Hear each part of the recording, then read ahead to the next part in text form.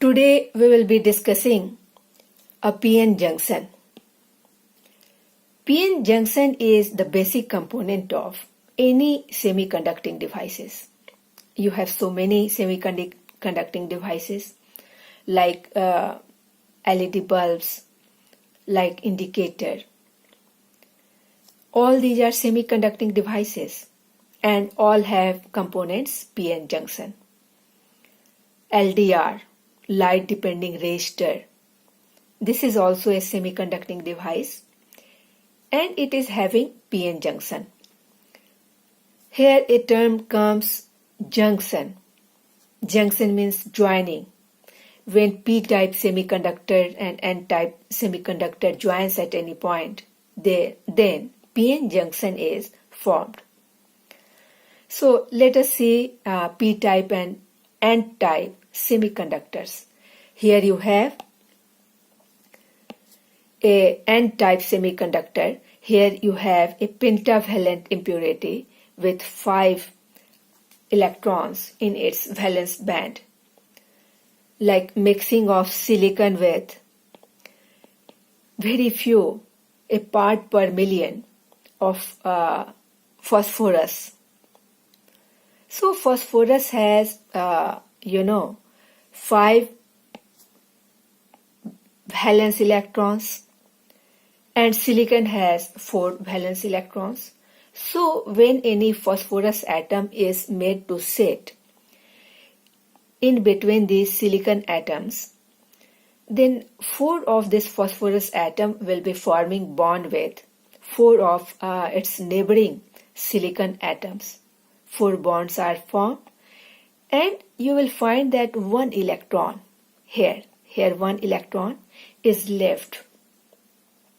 So initially the phosphorus was neutral and when it releases 1 electron, it becomes positively charged. So it is positively ionized, though this ionization is very weak because most of the electrons are bound to neighboring silicon atom. So this ionization with this your left 1 electron is weak. It is very weakly held with its nucleus. So it will move to higher orbit. It will go to higher orbit. It will reach near the conduction band. It is left from this valence band conditions.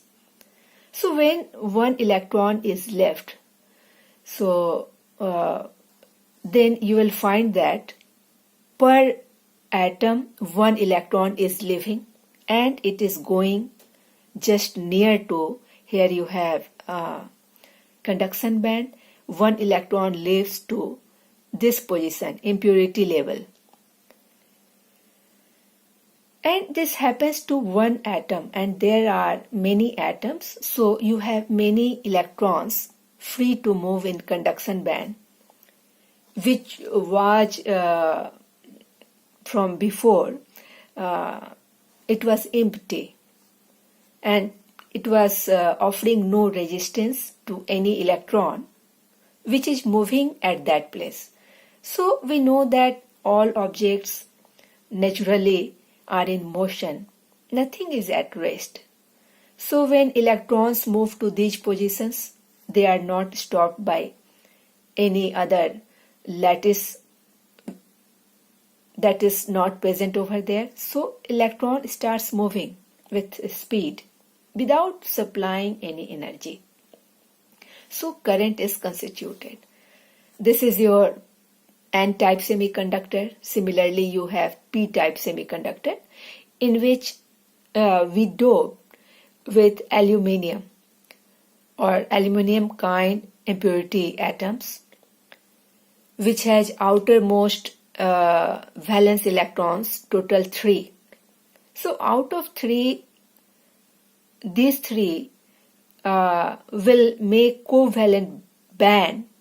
It will make bond with neighboring 3 silicon atom or germanium atom And here one vacancy is left because it is only having 3 valence electrons.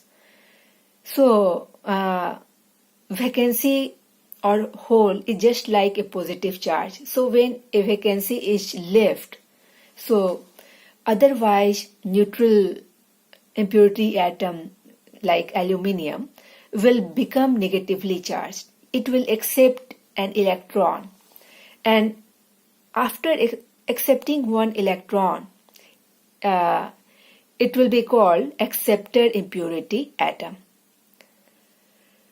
So now it will be having hole per atoms. Here you have hole which does not move in conduction band, and these electrons which are required energy only this much for movement, this small movement, only this small energy is needed for this electron to come to this vacancy, and this energy level is only this much, that is near to valence band. If 0.01 electron volt is provided to germanium electron, then it will go to this vacancy. Similarly, when only 0.05 electron volt of energy is provided to silicon electrons, then it will start moving and it will go to this vacancy. So when there is motion of electron, and you know that moving electron constitute current, so this happens here.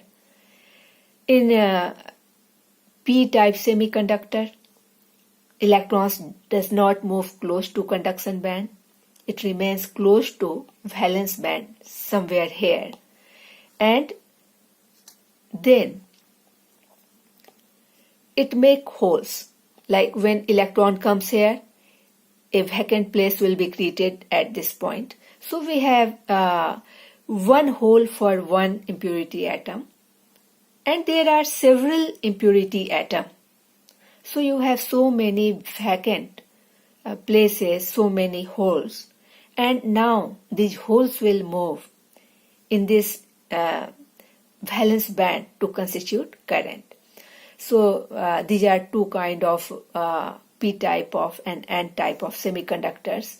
Now how we cannot make a junction by placing side by side these n-type and p-type semiconductors, as the interatomic spaces between these n-type or p-type semiconductors is very small. This is of the order of 2 to 3 angstrom only, whereas the size of roughness is large. So roughness cannot fit to these small interatomic spaces. They cannot connect the two interatomic spaces. So by placing side by side two p-type and n-type semiconductors, we cannot connect them at the atomic level.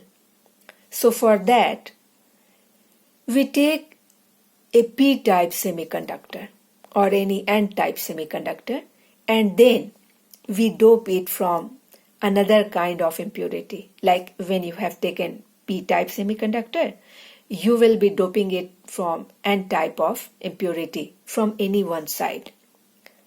So this type of structure is made. The thing is p-type from one side and it becomes n-type from the other side. And then you have a metallurgical junction in between the two. So this is the construction. So what we did, we add a pentavalent impurity in this case, very precisely from any one side, and this pentavalent impurity can be phosphorus or any antimony or arsenic from one side of P region, And you can find that a P region and N region is formed in the structure. And this is how we obtain a PN junction. Now, when PN junction structure is made, there take place two main processes. So, what are the two processes? Let us learn. Process 1.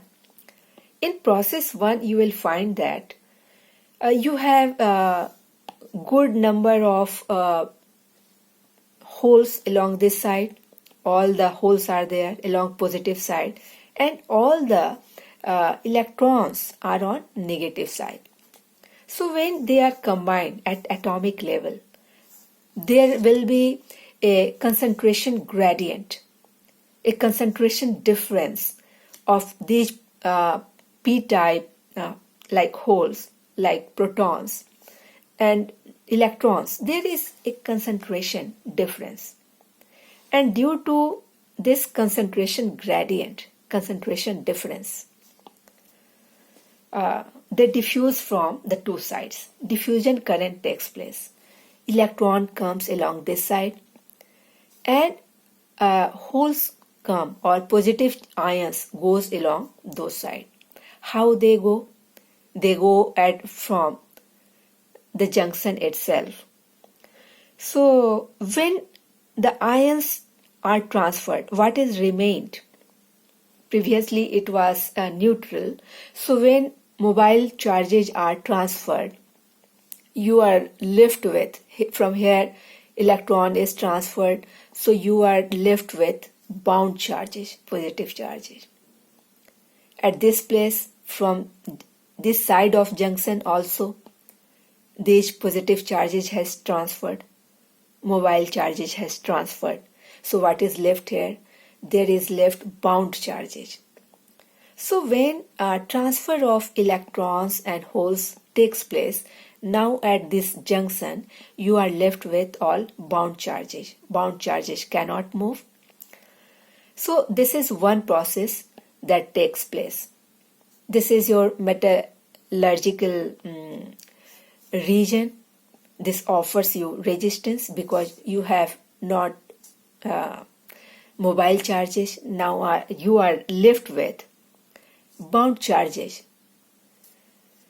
So it will be offering certain resistance. Now what second process takes place? Due to accumulation of all the positive charge along this side and negative charge on the other side, you will find an electric field from positive charge to negative charge.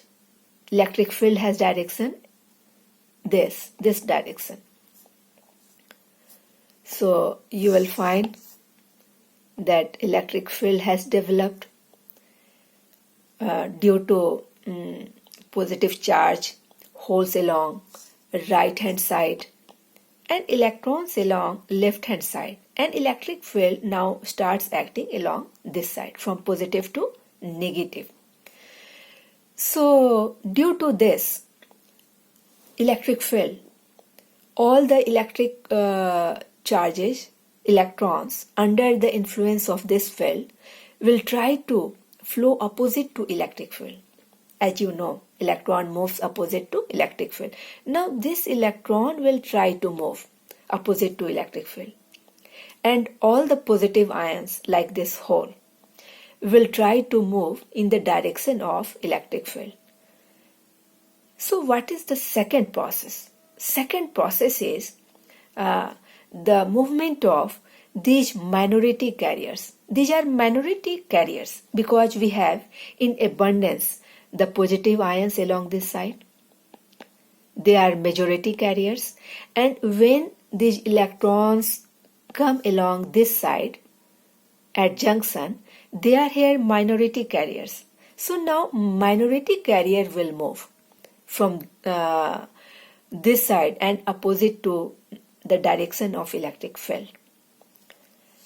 And this current, since there is movement of charges, so a current will be constituted. This current is called drift current.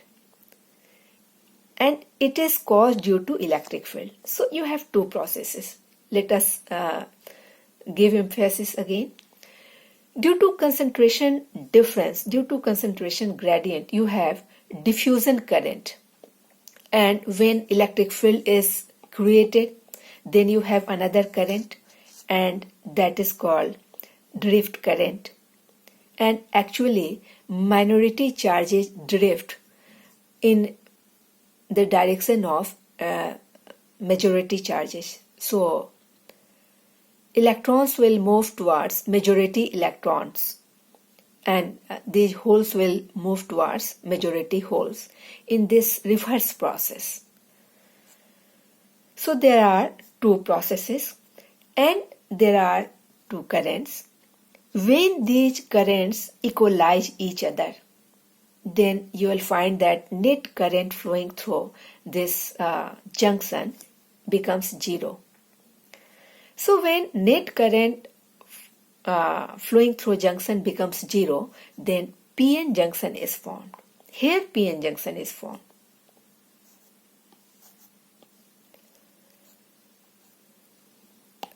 Net current flows zero, but there will be continual flow of diffusion current and drift current. Here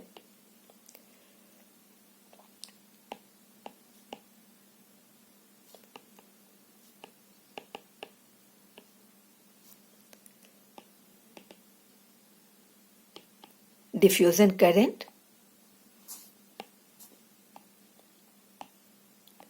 and drift current in opposite directions.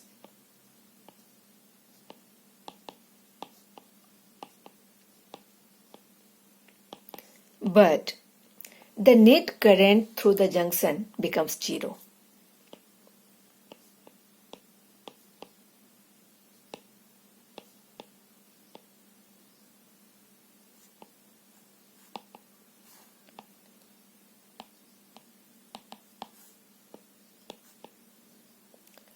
So this is how junction is formed, PN junction. Now what is PN junction diode? You have one PN junction, there is no terminal, you cannot connect it in any circuit, electrical circuit.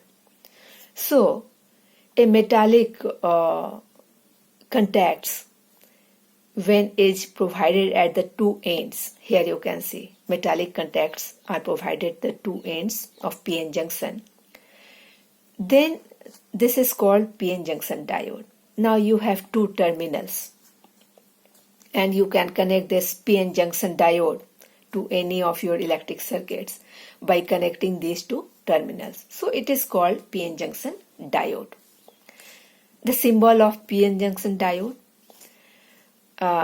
you can see a triangular shape and it is followed by a straight vertical line. And here you have two terminals. So this is symbol of a PN junction diode. And the conventional direction of flow of current through this PN junction diode is along this arrow side. You can find here one arrow. And current flows through this direction when this side is connected to positive of any battery. If you connect this side with positive of any battery, positive plus here you have p-type, when they are connected, and n-type and negative of the battery are connected, then you have conventional direction of flow of current. Forward biasing. So what is biasing? When you connect any PN junction diode to that of a battery, then this is termed as biasing. This process is called biasing. For forward biasing, you need to connect the positive terminal of a battery to the P side of a PN junction and negative of the battery to the N side of the PN junction. P is connected to positive, N is connected to negative, and this type of biasing is called forward biasing. Now you will see that before biasing, due to diffusion, holes had transferred from P side to this side in a small region. In this region where they are joined, there is a junction, and this is due to concentration gradient, and you are left with a small size of this PN junction where all the mobile charges are moved from one side to another, and you are left with bound charges. Here in this region you have all bound charges, they cannot move, and so this region is called depletion region. As they have not any mobile charges, they have only bound charges, so they offers resistance, high resistance. Resistance is not offered along this end or this end. In a PN junction, resistance is offered only in this depletion region.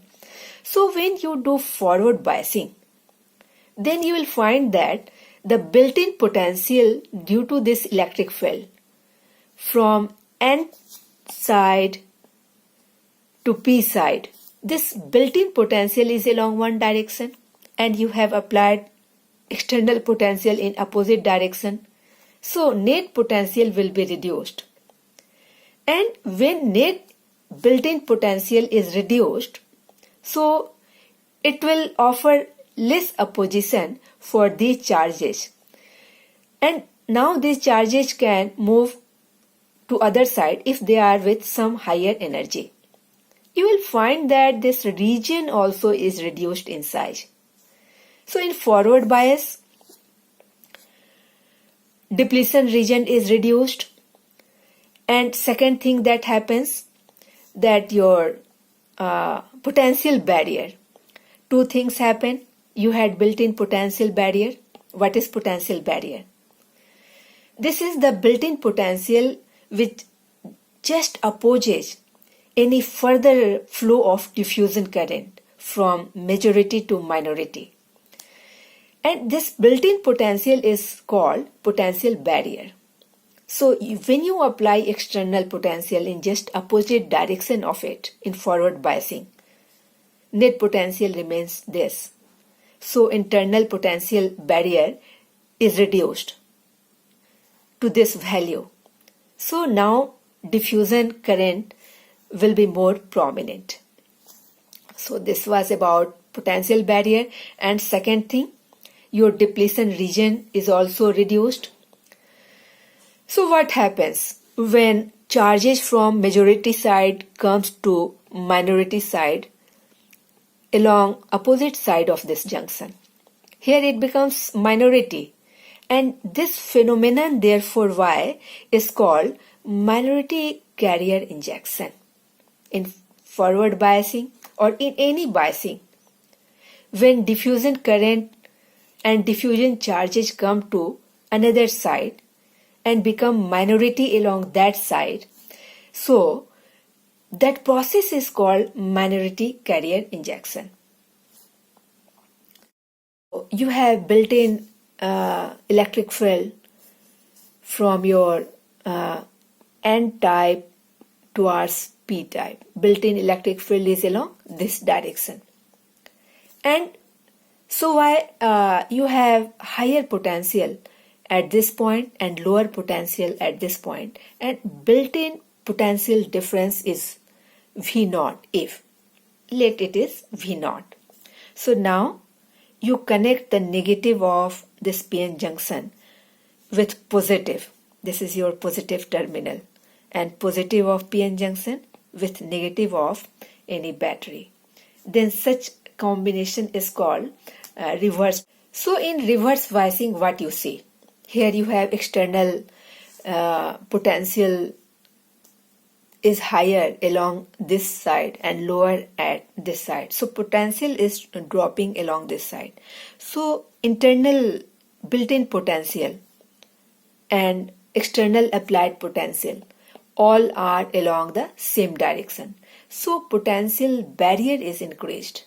This potential is increased, and due to that, you will find that this depletion region is also increased.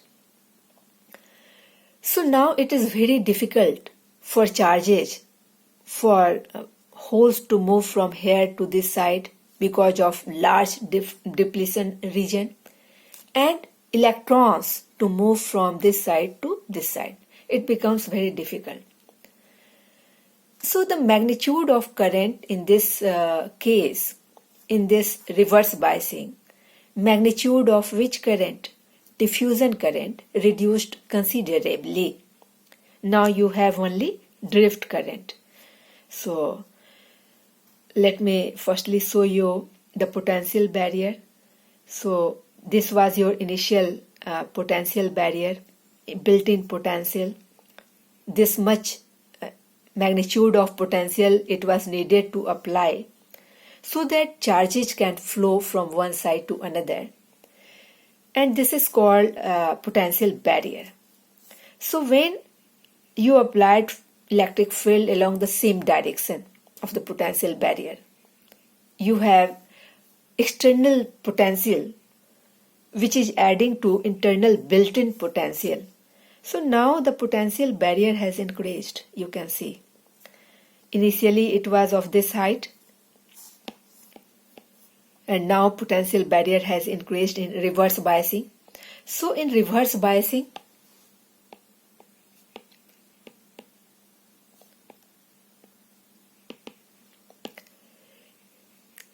diffusion current reduces considerably.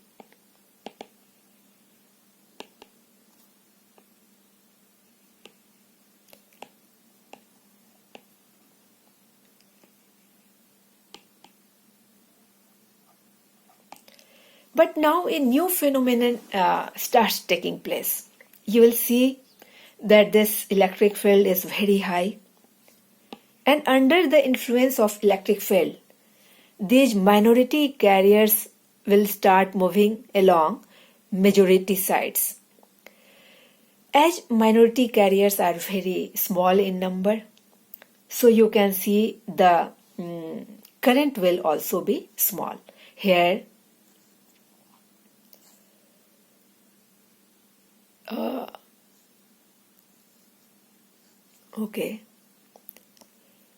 here in reverse biasing,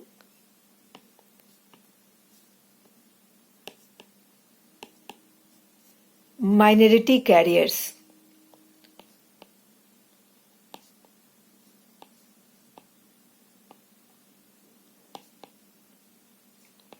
from the two sides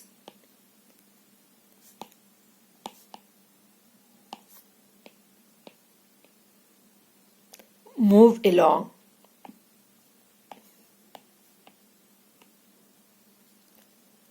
majority carriers.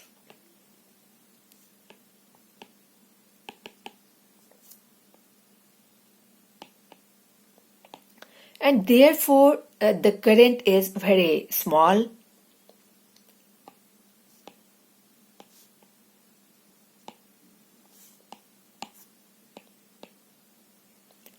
Called drift current.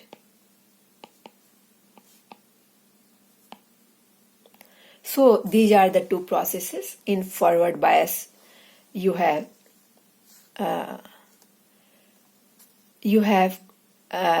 diffusion current more prominent and drift current less prominent, though both the current are taking place at any time.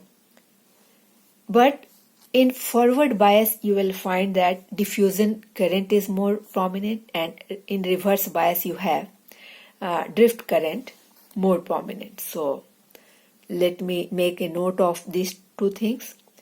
In both kind of biasing,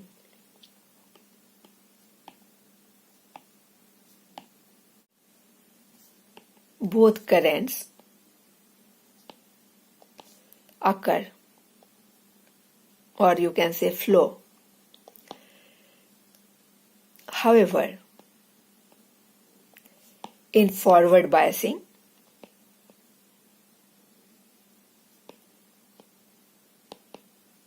diffusion current is more prominent.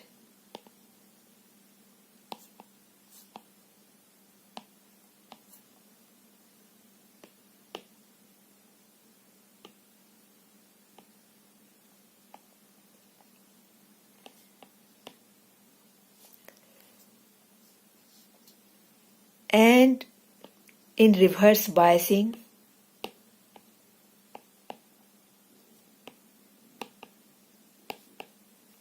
drift current is more prominent.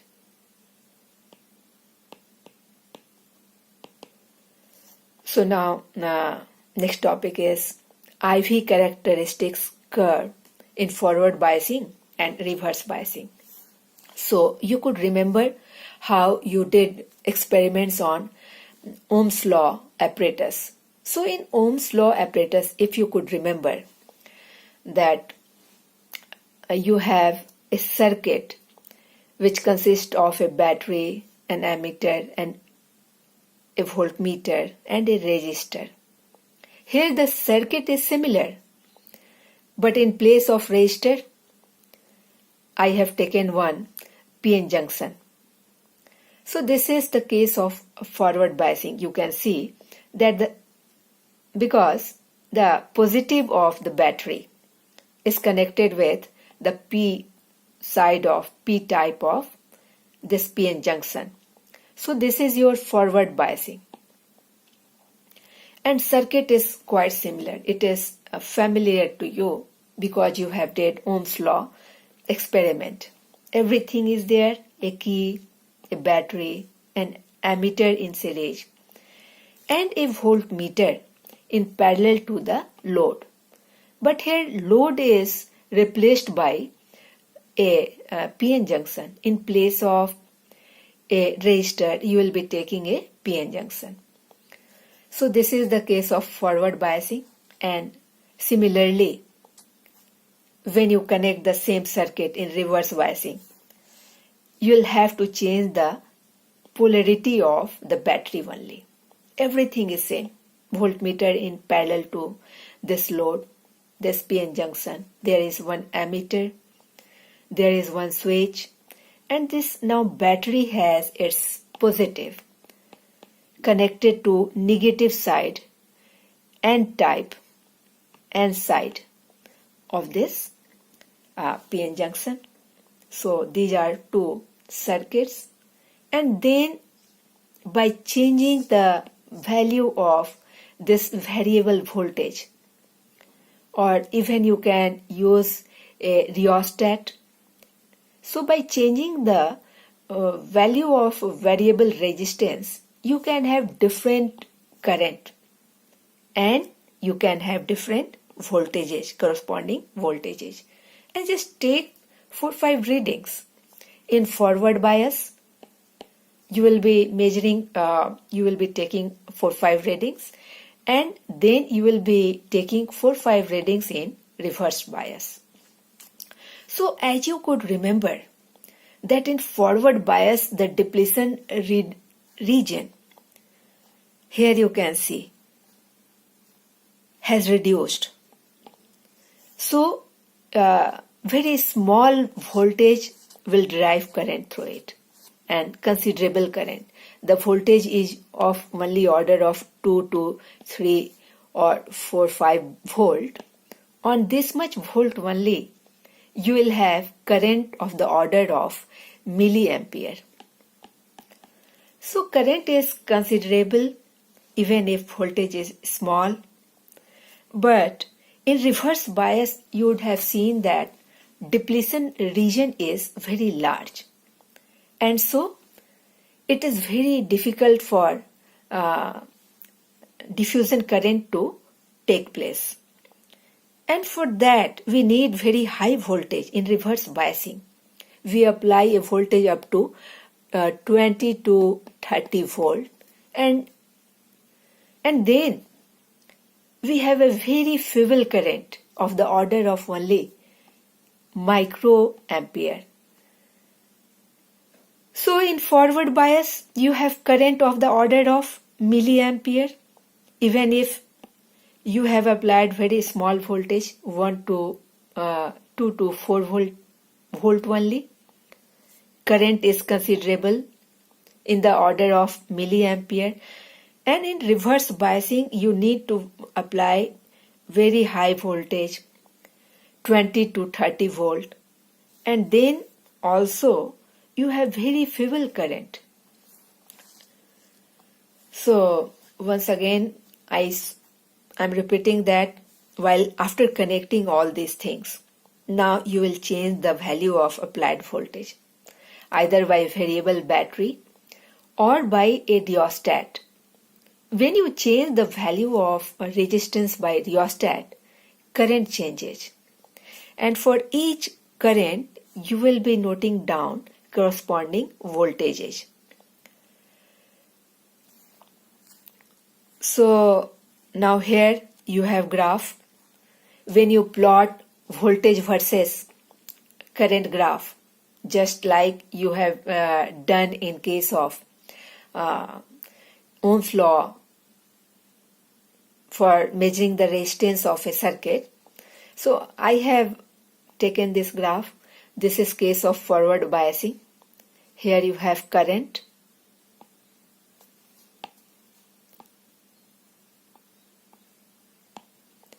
In forward biasing.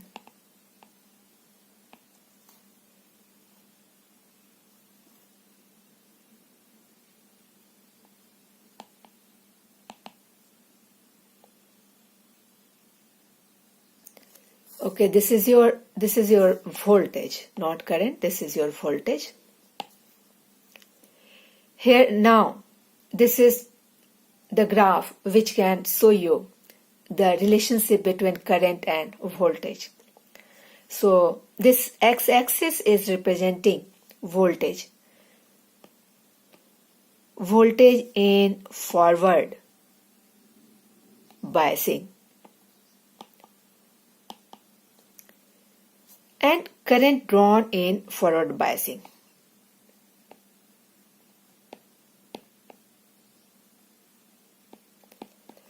And you can see this is in your milliampere. So first this part of your graph, in first there are 4 quadrants. So in first quadrant you will find that current obtained is of order 20 milliampere, 40 milliampere. So current is considerable. But you will also see that you go on applying voltage up to 0.6 volt and you have zero current. So after that, nearly at 0.7 volt, current starts flowing. Here current starts flowing, and this voltage is called cut-in voltage or threshold voltage.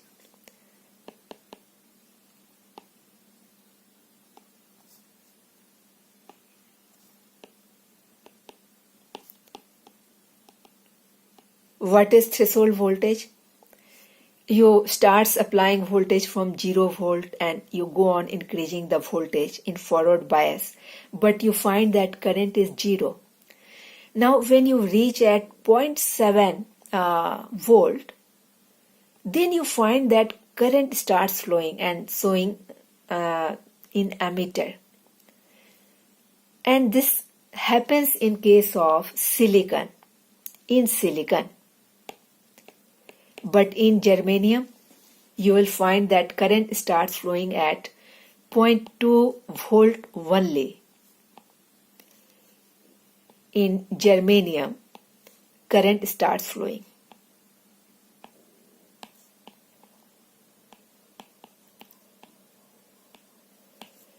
Now in reverse bias, and I have drawn a graph versus current and voltages in reverse bias.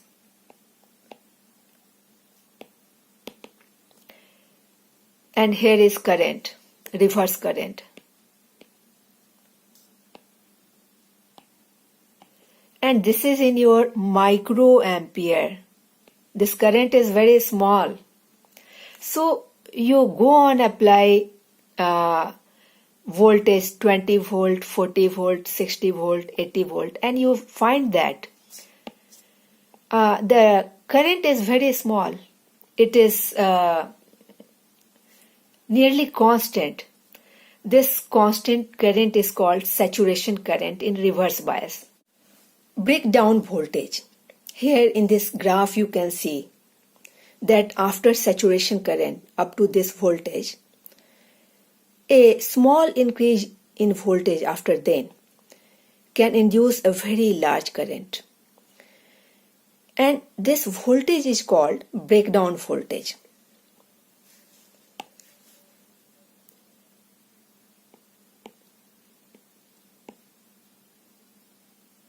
At a certain critical voltage,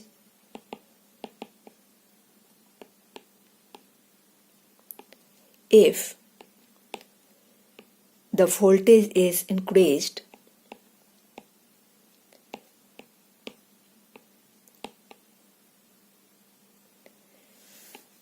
to even a small amount,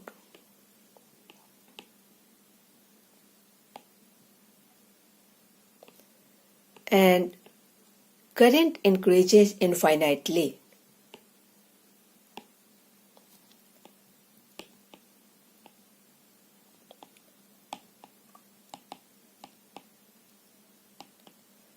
this voltage is called breakdown voltage.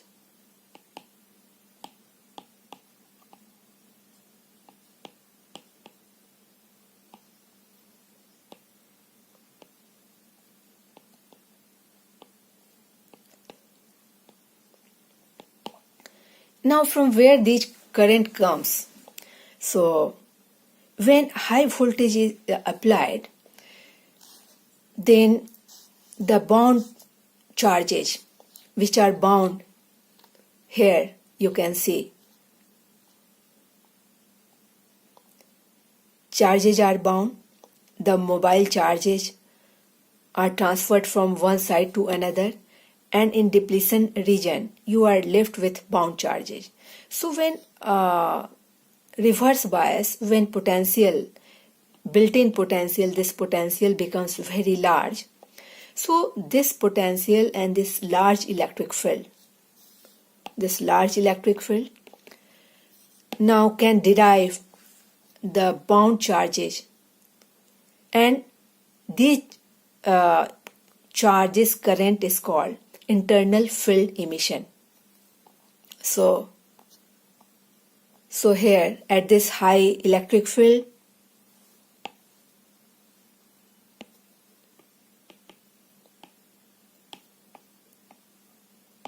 high potential electric field,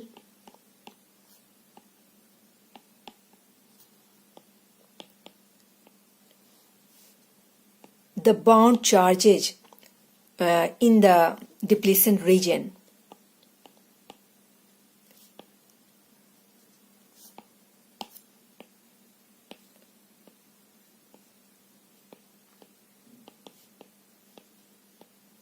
is derived.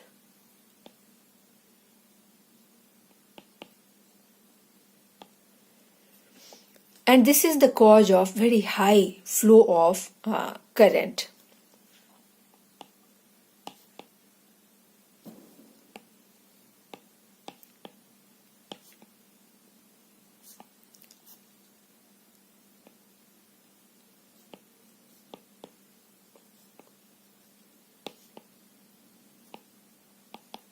And this phenomenon is called internal field emission.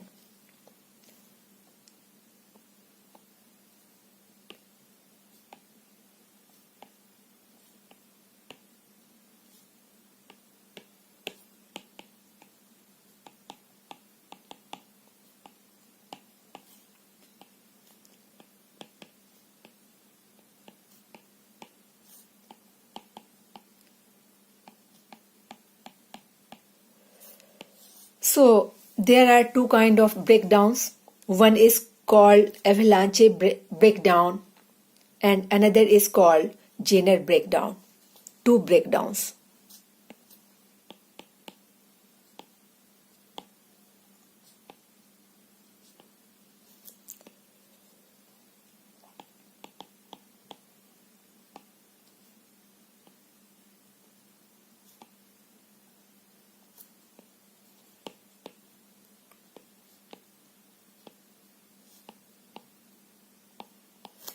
So here in diagram you can see when the diffusion electrons and holes, they collide with each other. The moving ions, they collide with each other and with that of your bound charges. Then bound charges come out. And the charge created this way is called avalanche. This process is called avalanche break.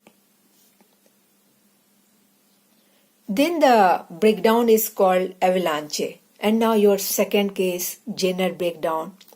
This is a simple case of creation of electrons due to high electric field. When high electric field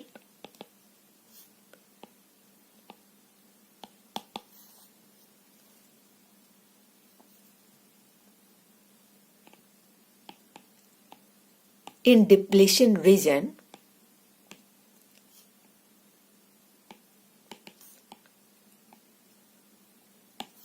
drive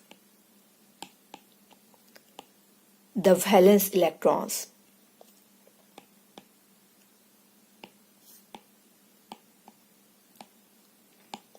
Then such kind of breakdown is called Zenor breakdown. So in forward biasing, you will find that majority charges go from this side to another side. Majority charges are going from negative side, also you have electrons going from negative side to this side. So here along this side it becomes minority charges and this is called minority carrier injection. This is called minority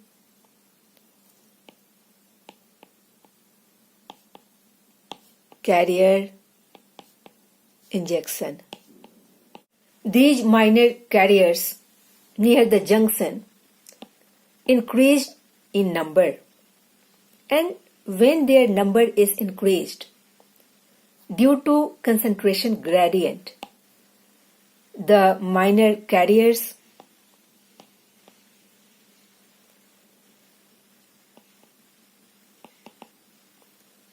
moves towards another end.